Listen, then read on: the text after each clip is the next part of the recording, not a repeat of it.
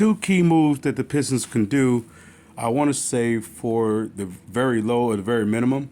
One would be go after Mike Conley. I believe they can get him without adding capital or maybe possibly receiving capital by helping him get from up under the apron situation. I believe he's like 9.9 million or 10 million for this year and 10 million for next year. They can use the cap space for that. And then another addition that I would like to see the Pistons at least acquire or possibly make forth a call towards would be call Miami to see if they can see what's going on with the situation with Kevin Love. If they possibly can get Kevin Love for either the league minimum, I'm not league minimum, but the what is that the veteran minimum or league minimum for his remaining cap, or they could possibly squeeze him with the 14th unless, forgive me, I should say, unless they're able to trade. I would like to see them get some draft capital from 13 being a 13 party to a potential trade. If they can't do that, I would say don't uh, excuse me, get a player. I would like for them to get McCollum yet, but at the same time, it's going to cost them. I would like them to go after Brogdon because he's on a 1 year, but it's going to cost them. It's going to cost them a salary cap plus additional player.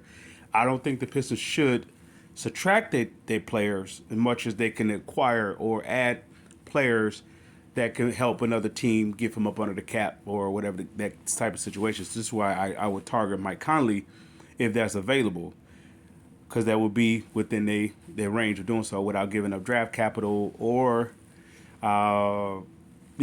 additional players. Mike Conley and Kevin Love. Those two key pieces to this team will not only get the Pistons in the playoffs, but I believe they will win. They will get a first round. They will win a first round playoff series. For Lions fans, I mean, forgive me. You're on my wow. I don't see how it's going to work.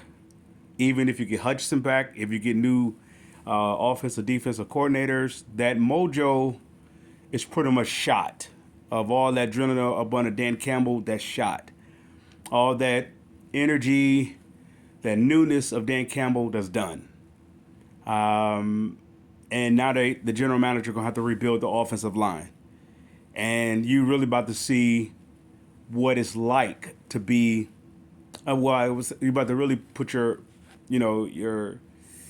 all your eggs in the basket with this general manager, see if he's really that good, or was he just building off of Bob Quinn, which is my gripe. He was always building off of Bob Quinn. So you're about to find out what kind of general manager that you have or what kind of ownership that you have, because the ownership missed the opportunity for 2 years in a row of getting to the Super Bowl, let alone winning, but just getting to the Super Bowl. They didn't go all in like they could have. And so here we are. We're going to see, you guys are going to unfortunately see the worst of a window opportunity of a Super Bowl run. Pistons fans, Lions fans, I salute.